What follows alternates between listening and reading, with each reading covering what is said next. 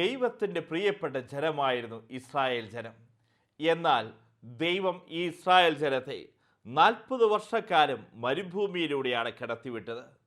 ഇന്ന് മരുഭൂമി അനുഭവങ്ങളിലൂടെ കടന്നു പോകുന്ന ഓരോ വ്യക്തികളും എന്തുകൊണ്ടാണ് എൻ്റെ ജീവിതത്തിൽ ദൈവം മരുഭൂമി അനുഭവങ്ങൾ തരുന്നേ എന്ന് ചിന്തിക്കാം.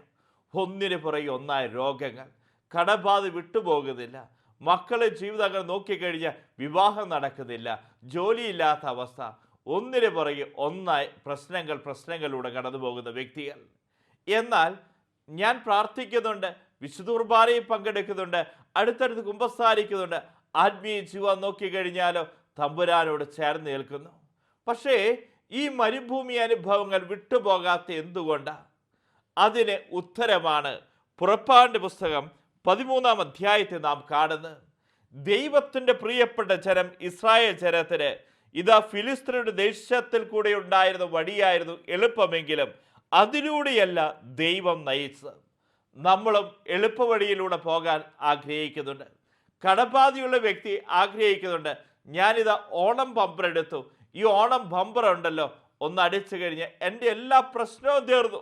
ഈ ഓണം ബമ്പർ പിടിച്ചുകൊണ്ട് ഈ മനുഷ്യൻ നടക്കുന്നുണ്ട്, എങ്ങനെയെങ്കിലും എളുപ്പവഴിയിലൂടെ ആ ജീവിതത്തിന് പരിഹാരം കാണാൻ. എന്നാൽ ആ ഓണം ബമ്പർ അടിക്കുന്നുണ്ടോ? ഇല്ല. വീണ്ടും ആ മനുഷ്യൻ മരുഭൂമി അനുഭവങ്ങളിലൂടെ കടന്നു പോകുന്നു. എന്നാൽ ഈ മരുഭൂമി അനുഭവങ്ങളിലൂടെ കടന്നു പോകുന്ന ഓരോ വ്യക്തികളും ചിന്തിക്കണം, ഞാൻ ഇങ്ങനെ ഈ അവസ്ഥയിലൂടെ കടന്നു പോകുമ്പോൾ എൻ്റെ ദൈവം എവിടെയാ? ദൈവം കയ്യും കെട്ടിയിരിക്കുന്ന ഒരു ദൈവമാണോ? എൻ്റെ സഹനം കണ്ടിട്ട് പൊട്ടിച്ചിരിക്കുന്ന ഒരു ദൈവമാണോ എൻ്റെ ദൈവം? എന്നാൽ അതിന് ഉത്തരം നമുക്ക് കാണാൻ സാധിക്കും. ദൈവം എവിടെയാണ്? ഇവിടെ നാം വചനത്തിൽ വായിക്കുന്നുണ്ട്, പകൽ മേഘസ്തംഭമായി രാത്രി അഗ്നിസ്തംഭമായി ദൈവം അവിടെ കൂടെ നടന്നു എന്നാണ് വചനം പറയുന്നത്. പകൽ മേഘസ്തംഭത്തിലും രാത്രി അഗ്നിസ്തംഭത്തിലും ദൈവം അവിടെ കൂടെ നടന്നു. പ്രിയപ്പെട്ടവരെ, ദൈവം കൂടെ നടക്കുന്ന അനുഭവം നിന്നെ ഈ സഹനത്തിലേക്ക്, ഈ കടബാധയിലേക്ക്, ഈ രോഗപീഠയിലേക്ക്, ഈ ജോലിയില്ലാത്ത അവസ്ഥയിലേക്ക് കിടത്തി വിട്ടിട്ട് എൻ്റെ ദൈവം എവിടെയാ? ദൈവം പകൽ മേഘസ്തംഭമായി രാത്രി അഗ്നിസ്തംഭമായി എൻ്റെ കൂടെ നടക്കുന്നു. എൻ്റെ കൂടെ നടക്കുന്ന ഒരു ദൈവത്തെ കാണാൻ എനിക്ക് സാധിക്കണം. അല്ലാതെ എന്നെ വിട്ടുപേക്ഷിച്ചൊരു ദൈവമല്ല, എൻ്റെ നിലവിളി കേൾക്കാത്ത ദൈവമല്ല, എൻ്റെ പ്രാർത്ഥന കേൾക്കാത്തൊരു ദൈവമല്ല, മറിച്ച് എൻ്റെ കൂടെ നടക്കുന്ന ഒരു ദൈവത്തെ കാണാൻ സാധിക്കണം. വീണ്ടും ഈ ഇസ്രായേൽക്കാരുടെ ജീവിതത്തിൽ കാണുകയാണ് ഈ മരുഭൂമി അനുഭവങ്ങൾ എന്ന് പറയുമ്പോൾ എന്താണ് മരുഭൂമിയുടെ പ്രത്യേകത? മരുഭൂമിയിലേക്ക് നോക്കിക്കഴിഞ്ഞാൽ കാണാൻ സാധിക്കും, പകൽ അതികഠിനമായ ചൂട്, രാത്രിയിൽ അതികഠിനമായ തണുപ്പ്. ഏതെങ്കിലും മരുഭൂമിയിൽ പോയിട്ടുണ്ടെങ്കിൽ അവിടെ ഏതെങ്കിലും മരങ്ങളുണ്ടോ? മരുഭൂമിയിലെ മരുപ്പച്ച എന്നൊക്കെ കേട്ടിട്ടുണ്ട്. എന്നാൽ പകൽ നോക്കിക്കഴിഞ്ഞാൽ മണലാരണ്യങ്ങൾ ഇതാ കൂന കൂടി കിടക്കുക. ഈ എവിടെയെങ്കിലും നോക്കിക്കഴിഞ്ഞാലോ നമുക്ക് ഒരു ചൂടിൽ നിന്ന് അകന്ന് നിൽക്കാൻ, ഒരു തണലത്ത് നിൽക്കാൻ നമുക്കൊരു സ്ഥലം കിട്ടുന്നില്ല. മരുഭൂമി അനുഭവങ്ങളിലൂടെ കടന്നു പോകുന്നത്, എവിടെ നോക്കിക്കഴിഞ്ഞാലും ഒന്നിനു പുറകെ ഒന്നായി എന്തെന്നില്ലാത്ത രീതിയിൽ ജീവിക്കാൻ പറ്റാത്ത അവസ്ഥ. പിന്നെ രാത്രിയിലെ അവസ്ഥ എന്താ? ഈ മരുഭൂമിയിൽ അതികഠിനമായ ശൈത്യം. പകലും ജീവിക്കാൻ പറ്റുന്നില്ല, രാത്രിയിലും ജീവിക്കാൻ പറ്റുന്നില്ല. ചില വ്യക്തികളുടെ അവസ്ഥ ഇത് തന്നെയല്ലേ? ഒരു സ്വസ്ഥതയില്ല, ഒരു സമാധാനമില്ല, ചെന്ന് ചാടുന്ന ഇടം മുഴുവൻ പ്രശ്നങ്ങളും പ്രതിസന്ധികളും മാത്രം. ദൈവം എവിടെയാ? എൻ്റെ കൂടെ നടക്കുന്നൊരു ദൈവമുണ്ട്. വീണ്ടും മരുഭൂമി കാണാൻ സാധിക്കും, അത് വിജനമായ പ്രദേശ. ഇങ്ങനെ ഒരുപാട് സ്ഥലങ്ങൾ മണലാരണ്യമായി നോക്കിയാൽ കണ്ണെത്താം ദൂരത്ത് നമ്മൾ കാണുക ഈ മണൽ കൂമ്പാരങ്ങൾ മുഴുവൻ. ഇങ്ങനെ കിടക്കുന്ന വിജനമായ സ്ഥലം. എന്തുകൊണ്ടെന്നാൽ നമുക്കറിയാം, ഈ മരുഭൂമിയിൽ നമുക്ക് പാതകളൊന്നും കാണാൻ സാധിക്കുകയില്ല. എങ്ങോട്ട് പോകണ്ടേ നമുക്ക് വഴിയറിയാത്ത അവസ്ഥ, എങ്ങോട്ട് പോകണ്ടേ ഒരു ലക്ഷ്യമില്ലാതെ കിടക്കുന്ന അവസ്ഥ. ഇതൊക്കെ ചില വ്യക്തികളുടെ ജീവിതത്തിലൂടെ കടന്നു പോകുന്ന അവസ്ഥയാ. പഠിച്ചു, പക്ഷേ മുന്നോട്ട് എങ്ങനെ പോകുക? ഒരു വഴിയും കിട്ടാതെ നിൽക്കുന്ന അവസ്ഥ എൻ്റെ മരുഭൂമി അനുഭവം. വീണ്ടും നമുക്ക് കാണാൻ സാധിക്കും, അവിടെയുണ്ടല്ലോ വിഷപ്പാമ്പുകൾ ഉണ്ടാവും മരുഭൂമിയിൽ. അതുകൊണ്ട് തന്നെ അപകടം നിറഞ്ഞ സ്ഥല അവിടെ നിൽക്കുന്നുണ്ടോ? വലിയ ചൂടുണ്ട്, വലിയ തണുപ്പുണ്ട്. പക്ഷെ നിലത്ത് ചവിട്ടി കഴിഞ്ഞാൽ ഒരുപക്ഷെ വിഷപ്പാമ്പുകൾ എന്നെ വന്ന് കൊത്താം, ഞാൻ മരിച്ചു വീഴാം. ഇതുപോലത്തെ അവസ്ഥയിലൂടെ കടന്നു പോകുന്നത്. വീണ്ടും നമുക്ക് അത്യാവശ്യം മരുഭൂമിയിൽ ഒന്ന് ദാഹിച്ചു കഴിഞ്ഞാൽ കുടിക്കാൻ വെള്ളമുണ്ടോ? അതുപോലും ഇല്ലാത്ത അവസ്ഥ. ഇന്ന് ചില വ്യക്തികളുടെ ജീവിതങ്ങളിലെ ഇതുപോലത്തെ അവസ്ഥയിലൂടെയാണ് മരുഭൂമി അനുഭവങ്ങളിലൂടെ കടന്നു പോകുന്നത്. വിജനത അനുഭവിക്കുന്ന അവസ്ഥ, നടപ്പാതകളില്ലാത്ത അവസ്ഥ, പകൽ അതികഠിനമായ ചൂട്, രാത്രി അതികഠിനമായ ശൈത്യം, വെള്ളമില്ലാത്ത അവസ്ഥ, വിഷപ്പാമ്പുകൾ, ഏത് രീതിയിലും ആക്രമണങ്ങളൊക്കെ ഉണ്ടാവാം. ഇതുപോലത്തെ അവസ്ഥയിലൂടെ നീ കടന്നു പോകുന്നുണ്ടെങ്കിൽ നീ ചിന്തിക്കുന്നുണ്ട്, എന്നെ ഈ ദൈവം ഈ മരുഭൂമിയിലേക്ക് പറഞ്ഞു വിട്ടിട്ട് എവിടെ പോയിരിക്കുക? പകൽ മേഘസ്തംഭമായി, രാത്രി അഗ്നിസ്തംഭമായി നിന്റെ കൂടെ നടക്കുന്ന നിന്റെ കർത്താവുണ്ട്. അല്ലാതെ കയ്യും കെട്ടിയിരിക്കുന്ന ഒരു കർത്താവല്ല. പല വ്യക്തികളും പറയുന്നത് കേട്ടിട്ടുണ്ട്, അച്ഛാ കഴിഞ്ഞ 15 വർഷം എന്നും സഹനങ്ങൾ മാത്രമേ ഉള്ളൂ. ഒന്നിനു പറയും ഒന്നായി സഹനങ്ങൾ. കുടുംബത്തിൽ മക്കൾക്ക് രോഗങ്ങൾ, മക്കളുടെ രോഗം മാറി ജീവിത പങ്കാളിക്ക് രോഗം, ഇങ്ങനെ മാറി മാറി ആശുപത്രിയിൽ നിന്ന് പോരാൻ പറ്റുന്നില്ല. പക്ഷെ നോക്കിക്കഴിയുമ്പോൾ 15 വർഷമായി.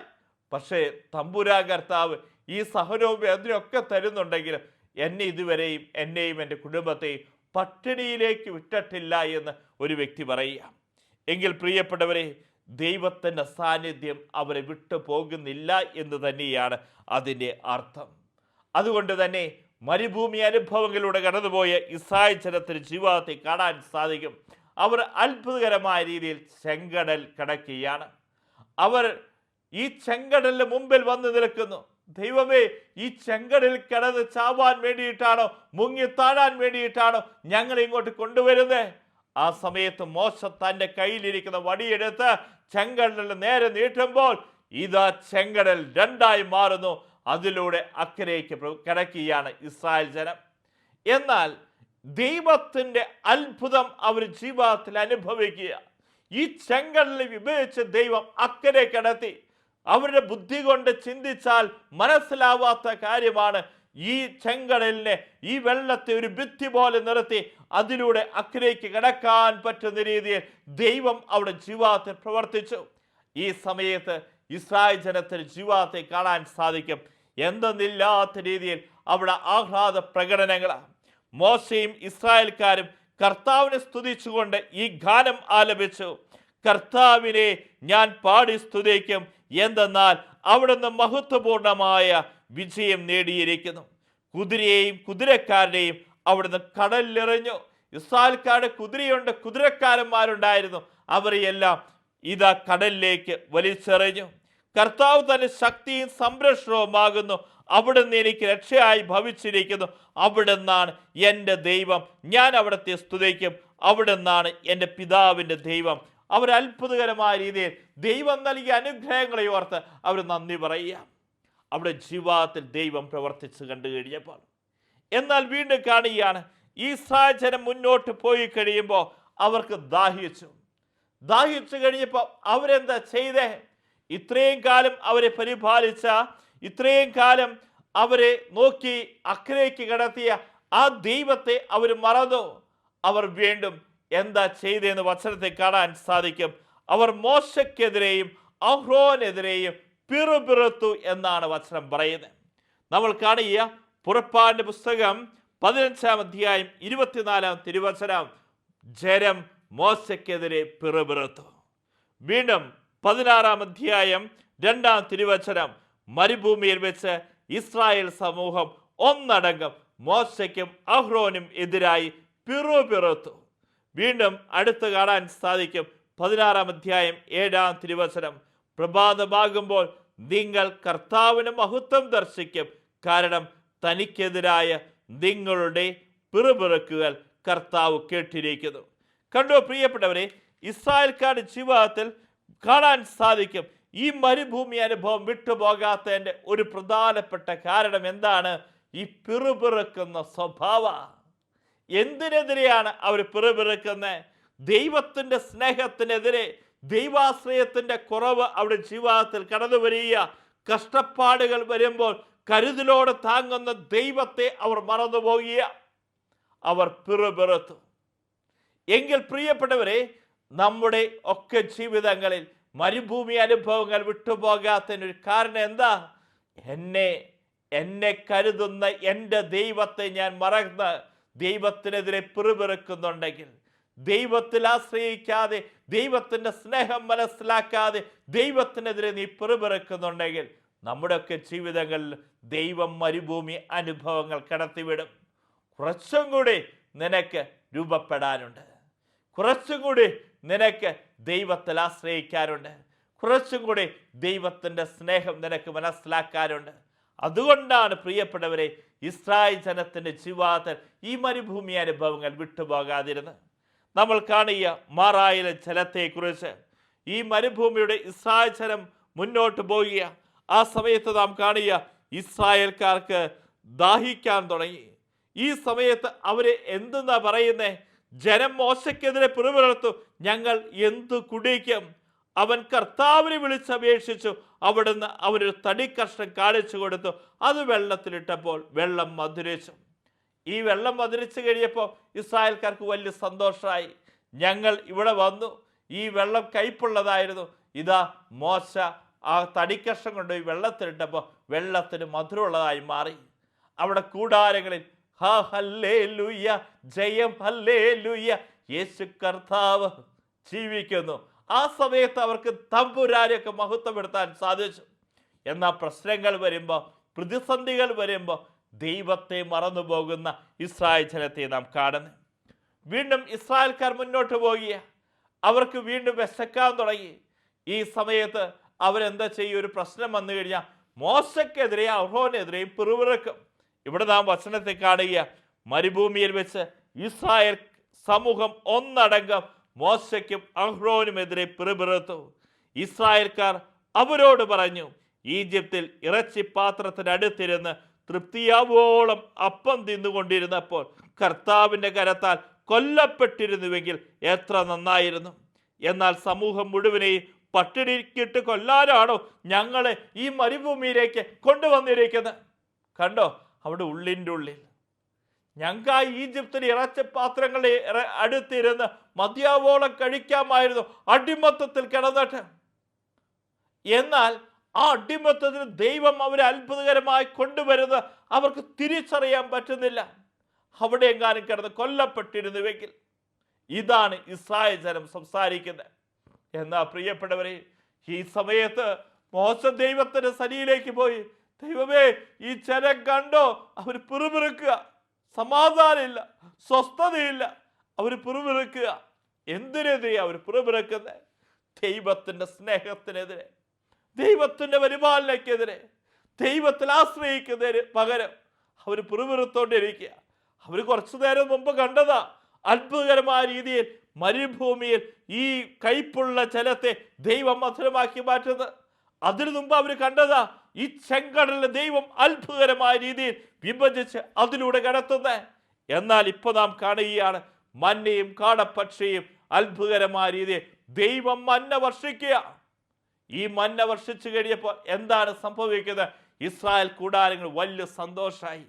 അവർ ദൈവമേ, നീ എത്രയോ വലിയ അത്ഭുതം ഞങ്ങളുടെ ജീവിതത്തിൽ നൽകിയിരിക്കുന്നത്. ആ ഹല്ലേലൂയ, ജയം ഹല്ലേലൂയ, യേശു കർത്താവ് ജീവിക്കുന്നു. എന്നാൽ പ്രിയപ്പെട്ടവരെ, ഇവിടെയോ നമ്മൾ കാണുന്ന ഈ ജനം ഈ മന്ന ഭക്ഷിച്ചു. എത്ര നാളത്തേക്ക്? എന്നും മന്ന തന്നെ ഭക്ഷിച്ചുകൊണ്ടിരിക്കുക. കൊത്തമ്പലാരി പോലെ വെളുത്തതാ, തേൻ പോലെ മധുരിക്കുന്നതാ. പക്ഷേ അവരാഗ്രഹിച്ചു, എന്നും ഈ മന്ന തന്നെയാണോ? എന്നും പൊറോട്ട തന്നെയാണോ? പൊറോട്ടയ്ക്ക് ഒരു സൈഡ് കിട്ടിയായിരുന്നു കുഴപ്പമുണ്ടായിരുന്നില്ല, നല്ല ചിക്കൻ കറിയോ ബീഫ് കറിയോ. ഇവിടെയാണ് ദൈവം അടുത്ത അത്ഭുതം പ്രവർത്തിക്കുന്നത്. കാടപ്പക്ഷിയെ അവിടെ നിന്ന് വർഷിക്കുന്നു. ഈ സമയത്തും ഇസ്രായേൽക്കാർക്ക് എന്തെന്നില്ലാത്ത സന്തോഷം. അവിടെ കൂടാരങ്ങളിൽ ദൈവത്തെ മഹത്വപ്പെടുത്താൻ തുടങ്ങി. അത്ഭുതകരമായ രീതിയിൽ ദൈവം ഞങ്ങൾക്ക് കാടപ്പക്ഷിയെ അവിടെ തന്നിരിക്കുന്നു. ഇങ്ങനെ ഇസ്രായേൽ ജനം, പ്രിയപ്പെട്ടവരെ, മുന്നോട്ട് പോകുമ്പോൾ കാണാൻ സാധിക്കും ഇസ്രായേൽ ജനത്തിൻ്റെ ജീവിതത്തിൽ മരുഭൂമി അനുഭവങ്ങൾ വിട്ടുപോകാതിരുന്നതിന് കാരണം ദൈവത്തിൻ്റെ പരിപാലനയിൽ ദൈവത്തിൽ ആശ്രയിക്കുന്നതിന് പകരം, ദൈവത്തിൻ്റെ സ്നേഹം മനസ്സിലാക്കുന്നതിന് പകരം ദൈവത്തിനെതിരെ അവർ പിറുപിറുത്തു എന്നുള്ളതാണ്. നമ്മുടെയൊക്കെ ജീവിതങ്ങളിൽ മരുഭൂമി അനുഭവങ്ങൾ വിട്ടുപോകാത്തതിന് കാരണം എന്താ? ദൈവാശ്രയത്തിൻ്റെ കുറവാണ്. ഇസ്രായേൽ ജനത്തെ പോലെ ദൈവത്തിൽ പൂർണ്ണമായി ആശ്രയിക്കാൻ, എൻ്റെ ദൈവം എൻ്റെ നന്മയ്ക്കായി നടത്തി തരും, എൻ്റെ ദൈവം എൻ്റെ ജീവിതത്തിൽ പ്രവർത്തിക്കും, എൻ്റെ ദൈവം എനിക്ക് നല്ലത് തരുള്ളൂ, ഈ വിശ്വാസം കുറഞ്ഞു പോകുമ്പോഴാണ് നമ്മുടെയൊക്കെ ജീവിതങ്ങളിൽ മരുഭൂമി അനുഭവങ്ങൾ കടത്തിവിടുക. എൻ്റെ ദൈവം അറിയാതെ എൻ്റെ ജീവിതത്തിൽ ഒന്നും സംഭവിക്കില്ല. ഒന്ന് പറഞ്ഞേ, എൻ്റെ ദൈവം അറിയാതെ എൻ്റെ ജീവിതത്തിൽ ഒന്നും സംഭവിക്കുകയില്ല. വീണ്ടും നമ്മൾ കാണുക, ഇസ്രായേൽ ജനത്തിൻ്റെ ജീവിതത്തിൽ മരുഭൂമി അനുഭവങ്ങൾ വിട്ടുപോകാത്തതിൻ്റെ അടുത്ത കാരണം നമ്മൾ കാണുക. നിയമാവർത്തന പുസ്തകം 8-ാം അധ്യായം 2-ാം തിരുവചനത്തിൽ കാണാൻ സാധിക്കും. നിങ്ങളുടെ ദൈവമായ കർത്താവ് നിങ്ങളെ എളിമപ്പെടുത്തുവാനും തൻ്റെ കൽപ്പനകൾ അനുസരിക്കുമോ ഇല്ലയോ എന്നറിയാൻ നിങ്ങളെ പരീക്ഷിച്ച് നിങ്ങളുടെ ഹൃദയ വിചാരങ്ങൾ മനസ്സിലാക്കുന്നതിന് വേണ്ടി ഈ 40 സംവത്സരങ്ങൾ മരുഭൂമിയിലൂടെ നിങ്ങളെ നയിച്ച വഴിയെല്ലാം നിങ്ങൾ ഓർക്കണം. എന്തുകൊണ്ടാണ് നമുക്ക് മരുഭൂമി അനുഭവങ്ങൾ തരുന്നത്? 40 സംവത്സരം നിങ്ങളെ മരുഭൂമിയുടെ നയിച്ച് ഓർക്കണം. എന്തിനു വേണ്ടിയിട്ടാണ്? 2 കാര്യങ്ങളാണ് കാണാൻ സാധിക്കുന്നത്. നിങ്ങളുടെ ദൈവമായ കർത്താവ് നിങ്ങളെ എളിമപ്പെടുത്താൻ. 2, കർത്താവിൻ്റെ കൽപ്പനകൾ അനുസരിക്കുമോ ഇല്ലയോ എന്നറിയാൻ വേണ്ടിയിട്ട്. പ്രിയപ്പെട്ടവരെ, എവിടെയൊക്കെ അഹങ്കാരമുണ്ടോ അവിടെ എളിമപ്പെടുത്താൻ വേണ്ടിയിട്ടാണ് കർത്താവ് നമുക്ക് മരുഭൂമി അനുഭവങ്ങൾ തരുന്നത്. അഹങ്കരിക്കുന്ന വ്യക്തി ഏതു മേഖലയാണെങ്കിൽ, ഒരുപക്ഷെ ഗായകനായിരിക്കാം, ദേവാലയ ശുശ്രൂഷ ചെയ്യുന്ന വ്യക്തിയായിരിക്കാം, അല്ലെങ്കിൽ എന്തിനെക്കുറിച്ച് നീ അഹങ്കരിക്കുന്നത്? ഈ അഹങ്കരിക്കുന്ന വ്യക്തികളൊക്കെ തിരിച്ചറിഞ്ഞു ദൈവം നിന്നെ എളിമപ്പെടുത്താൻ മരുഭൂമി അനുഭവം തരും, ചില സഹനങ്ങൾ തരും.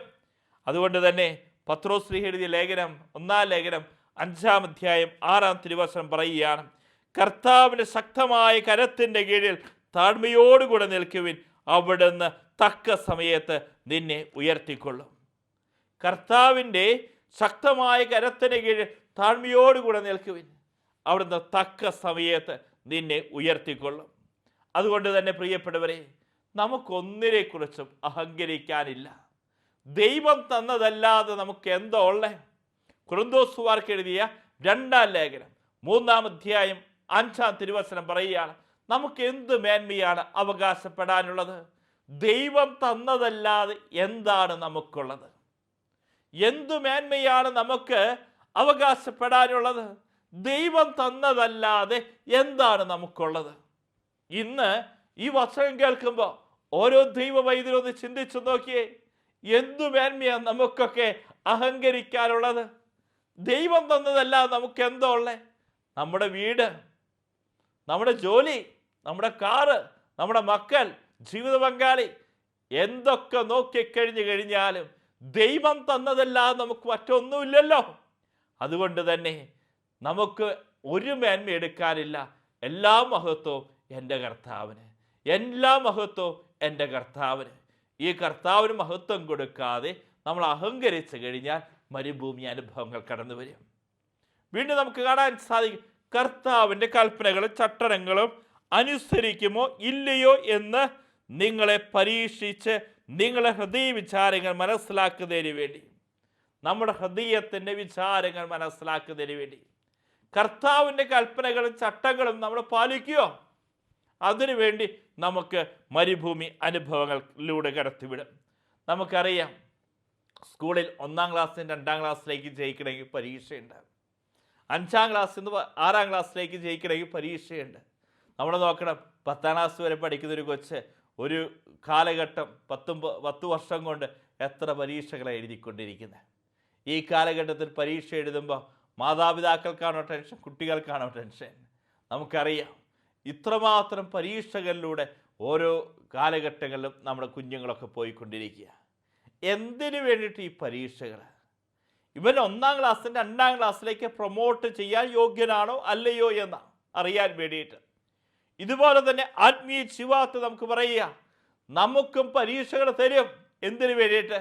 ആത്മീയ ജീവിതത്തിൽ കർത്താവിൻ്റെ കൽപ്പനകളും ചട്ടങ്ങളും അനുസരിക്കുമോ ഇല്ലയോ എന്നറിയാം. കർത്താവിൻ്റെ ചട്ടങ്ങളും കൽപ്പനകളും അനുസരിക്കുമോ ഇല്ലയോ എന്നറിയാൻ നമുക്ക് മരുഭൂമി അനുഭവങ്ങൾ തരുന്നേ. അതുകൊണ്ട് തന്നെ പ്രിയപ്പെട്ടവരെ, ഒരു ബോധ്യം ഉണ്ടാവട്ടെ, ഒരു ഉൾക്കാഴ്ച ഉണ്ടാവട്ടെ.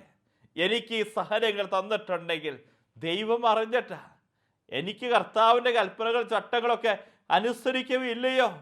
കർത്താവിന് നീ തള്ളി പറയൂല്ലയോ? ഇതറിയാൻ വേണ്ടിയിട്ടാ കർത്താവ് എനിക്ക് ഈ മരുഭൂമി അനുഭവങ്ങൾ തന്നിരിക്കുന്നത്. അതുകൊണ്ട് തന്നെ പ്രിയപ്പെട്ടവരെ, അബ്രാഹത്തിൻ്റെ ജീവിതത്തിൽ മരുഭൂമി അനുഭവം ഉണ്ടായില്ലേ? ഈ മരുഭൂമി അനുഭവങ്ങളിൽ അബ്രാഹം വിജയിച്ചോ ഇല്ലയോ?